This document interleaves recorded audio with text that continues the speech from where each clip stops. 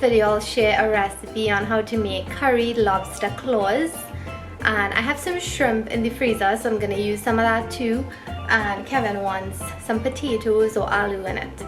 So we found a bag at Costco, a bag of the lobster claws for $20, which is a really good deal, so I figured I'd make a meal out of it.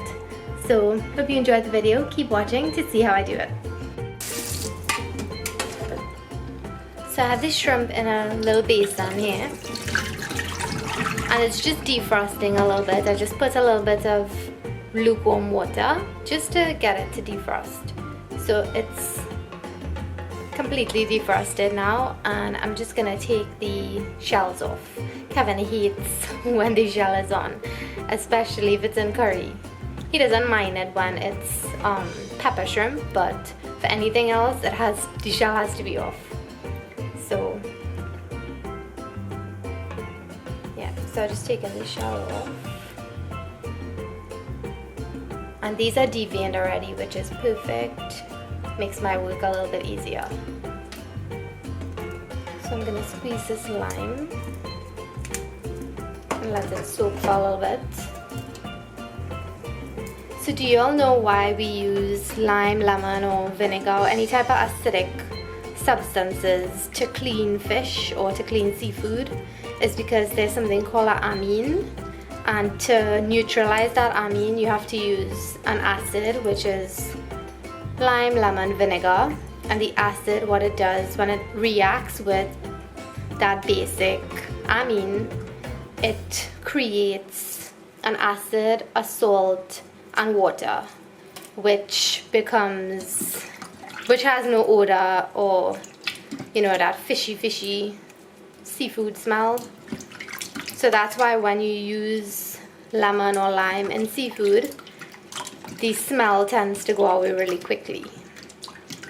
That's what it does. So that's why when you eat seafood, you also squeeze some lemon or lime over it, and you dip it in tartar sauce. So there's a science behind cooking and behind everything. So I love delving further into those aspects of cooking, the science behind it. So I'm just going to let this soak for a bit, and I'm going to work on the lobster claws. So this is actually the bag we got from Costco. It is $19.99. So it's wild cooked cold water lobster claw and arm. So when you're buying lobster, you want to get the cold water lobster. I know in the Caribbean, of course, it's going to be harder to get the cold water lobster. The ones back home, the Caribbean one, they are not as sweet as the cold water ones.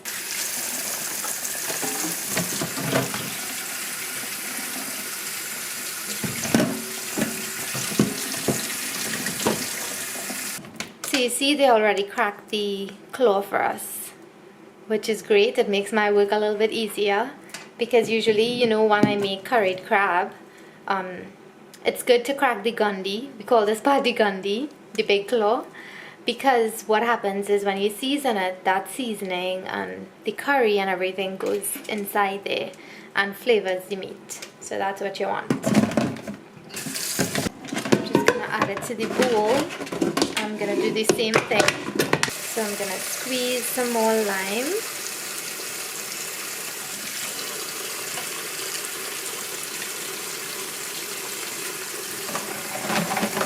Right, so now we're just going to let this soak for a bit.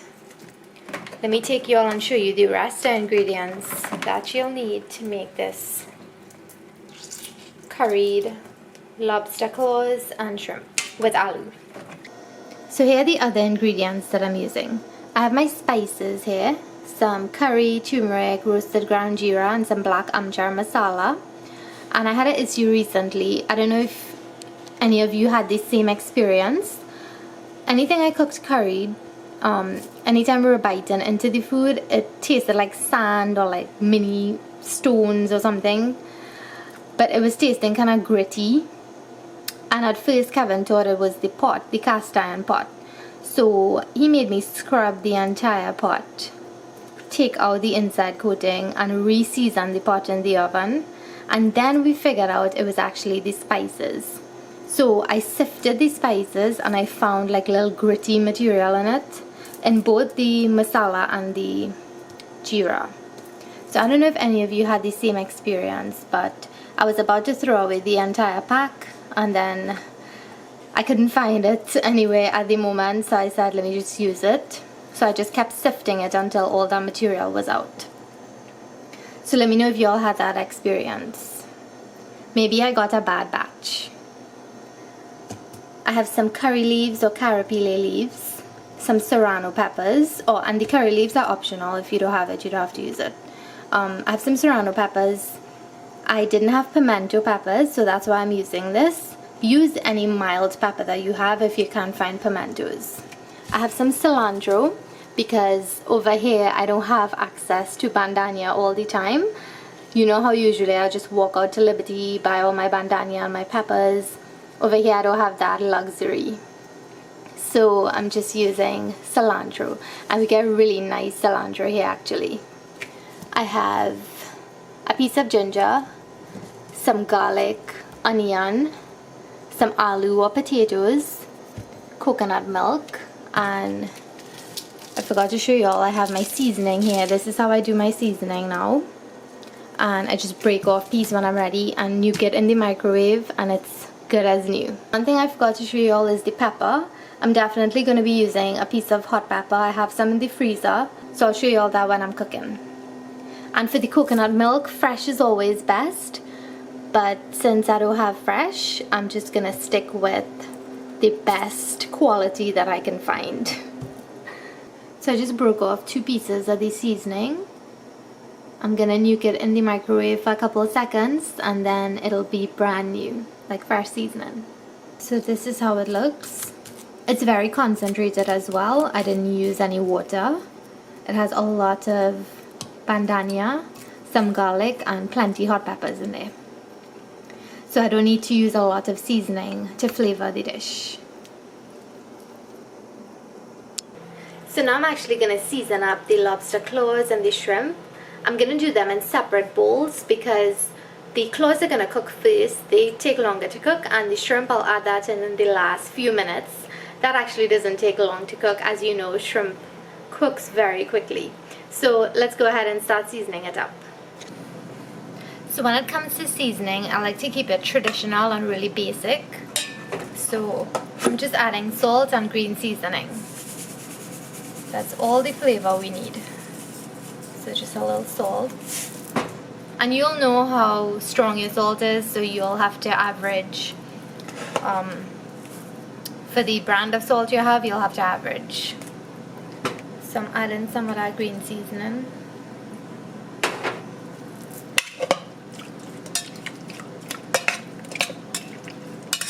And like I said, this is a combo of shadow beni or bandana, garlic, hot peppers, and I think I also added some cilantro in there.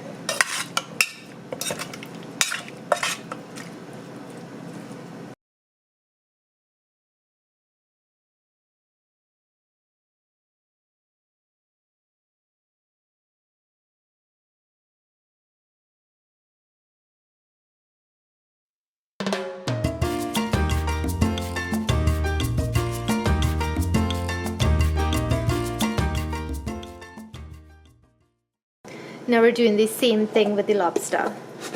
So just some salt. I'm trying hard not to block the light, but there's still a shadow. And I'm adding the rest of the seasoning here. Of course, if you want to add more seasoning, you can add it to the pot. You can taste as you go and then you'll know if you need to add more. But like I said, this seasoning is really, really concentrated.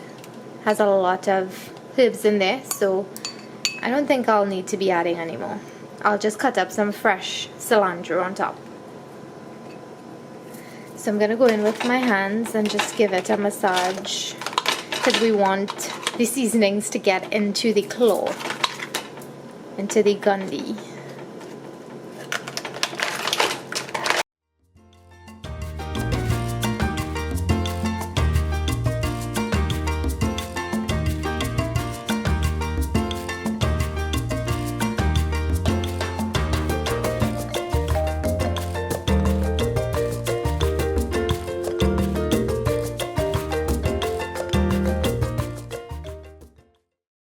I'm gonna let the lobster claws and the shrimp marinate while I cut up the onion and the garlic and peel the aloo and everything else. So it'll get to marinate and soak up all that good flavor.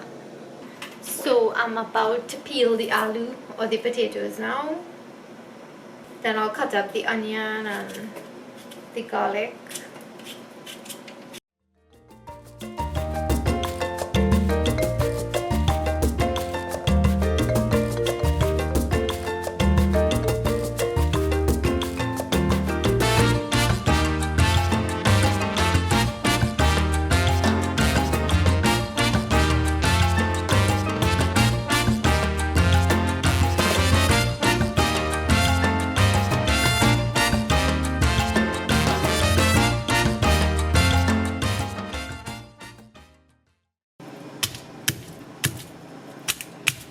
So I'm just peeling the garlic, and I like to use the loraha to pound it.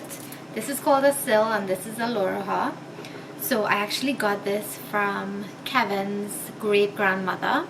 Not personally, but my mother-in-law was gifted this heirloom from her grandmother, and she passed it along to me. A few months ago when we were moving, she told me that I can have this for my home in Texas.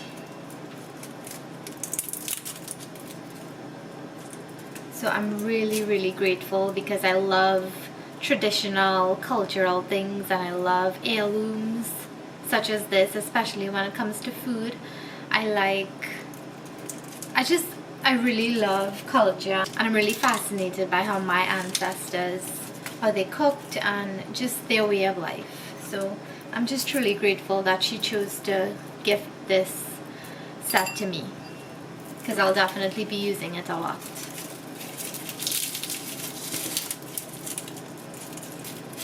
So if you want, you can smash the garlic here if you have one of these. But for this one, I don't like when the garlic is too chunky, so I'm gonna use my garlic press. This is a really handy tool to have.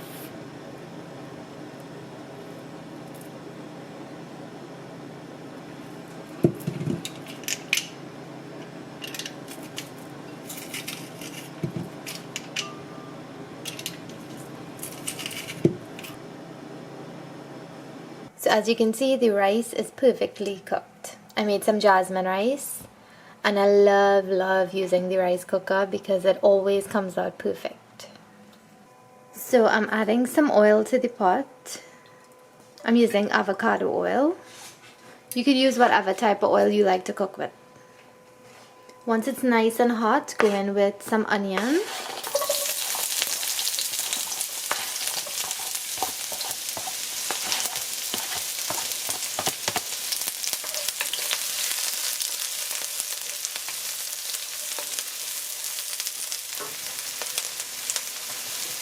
And this is the lemongrass root. We call this fevergrass back in Trinidad and Tobago. So I just took the loraha, or you could take a pestle and just pound it because you want to get those oils out. See, so I just pounded it a bit so that when it starts boiling in the curry sauce, all the flavors will be released into that sauce.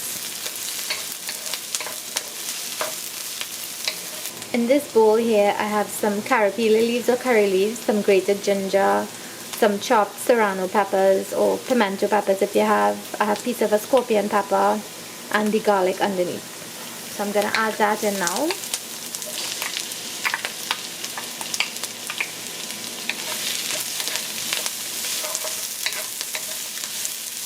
I'm just going to let it chunky for a bit. Chunky just means to saute or to fry in hot oil, to fry the aromatics.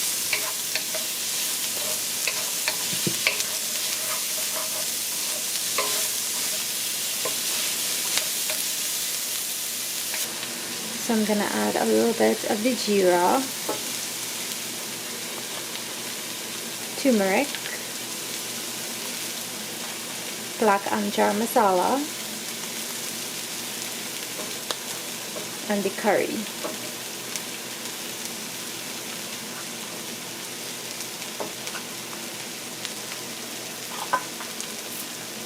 And And I'm adding some water right away just to create a nice slurry.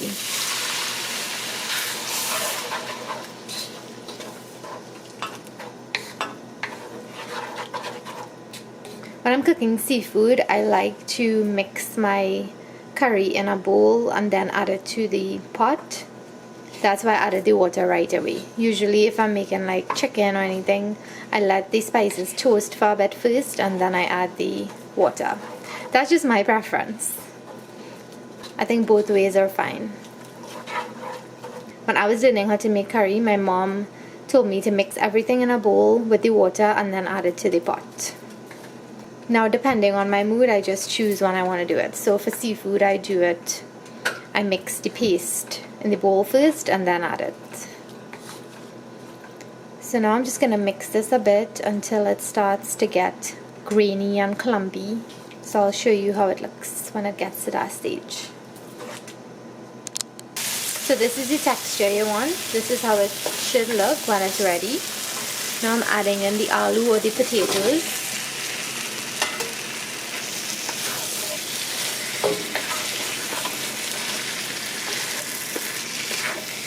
And I'll just let that chunky or fry for a bit, and I'll add some water to make a sauce.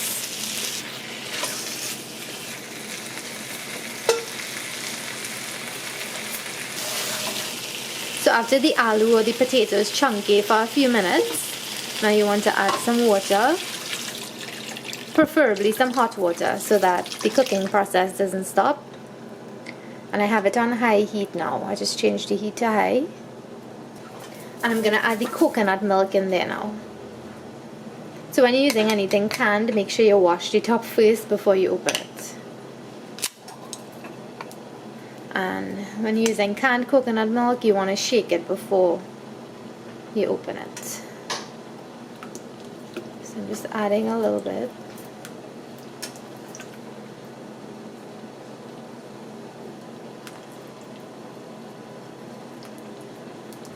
I just added half the can. Maybe later on I'll see if it needs some more. At this point I'll also salt it a bit, because the shrimp and the lobster are already salted, so we may not need to add too much extra salt later on. So I'll just let this come up to a boil, and then I'll add the lobster in first, let that cook, and then we'll add the shrimp in last. So I'll see you guys in a few minutes. So I think I'm going to add the rest of the coconut milk.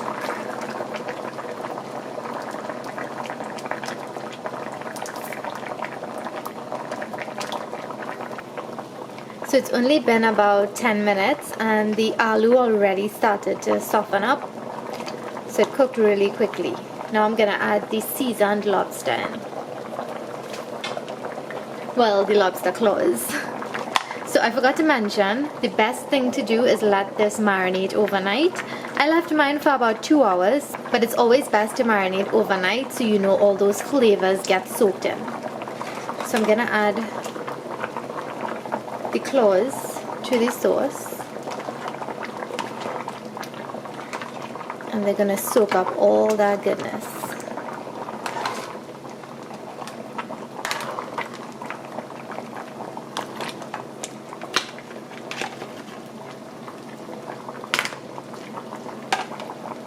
And of course you don't want these seasonings to waste. So you can add a little water just to get it out, or use a spatula, a silicone spatula, to scrape everything out.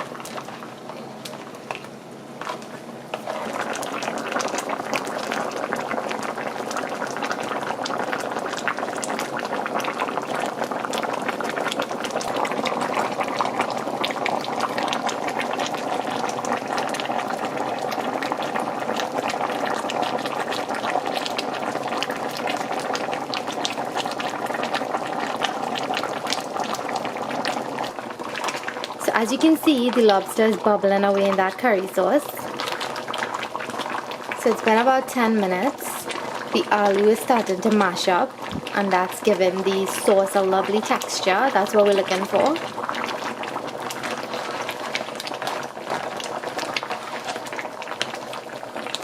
So I think now it's time to add the shrimp in. So we have seasoned shrimp. And just like we did with the lobster, we're gonna put some water in the bowl to get all those seasonings out, because you don't want to waste that.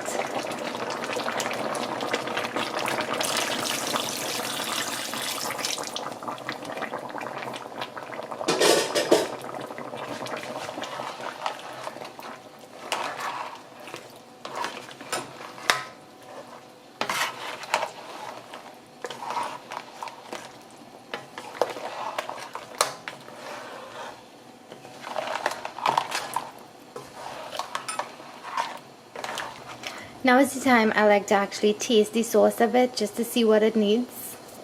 Seems like the salt is perfect and it has enough seasonings, enough pepper. So now I just want this sauce to reduce a bit, and then I'll turn it off. And the shrimp is gonna cook now for now, so see, it's already starting to cook. It's just gonna take a few minutes.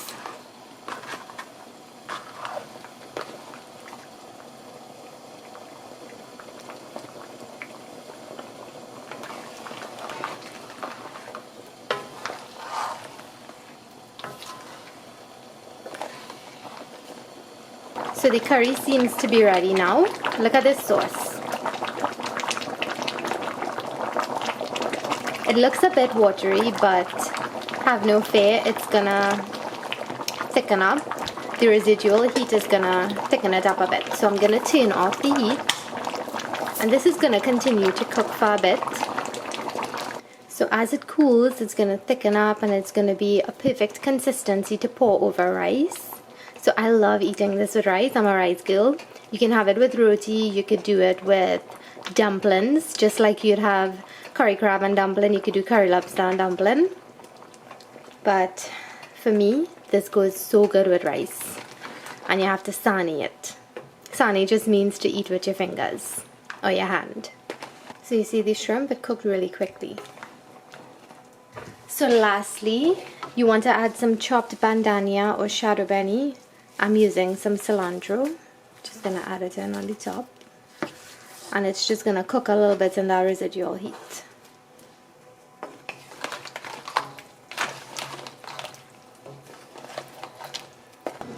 So now the curry is completely cooled, and you see how the sauce has thickened up. So although it looks a bit watery at first, once it cools, it's gonna thicken like this. So don't worry too much. And you see most of it clear out. Kevin ate twice and I ate once. So I think I'm gonna eat again just now.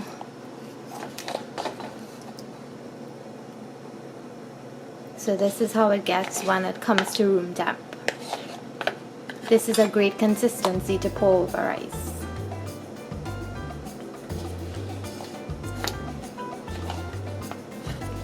So I hope you enjoyed the video. I forgot to mention a few things while I was cooking. The ginger and the fevergrass or the lemongrass are optional. I just like to add it to add some more flavor and to add some extra health benefits to the dish. And also the coconut milk is optional if you don't want to add it. If you want a more chatak curry flavor, then omit the coconut milk or just add a little less than I did. If you want it nice and rich and creamy, then definitely add the coconut milk. So if you like the video, be sure to give it a thumbs up. If you haven't subscribed yet, subscribe to the channel and hit the little bell next to the subscribe button. That way you won't miss any videos. Leave me all your comments and your suggestions and your thoughts in the comment box below. I'll see you all in the next one. Bye!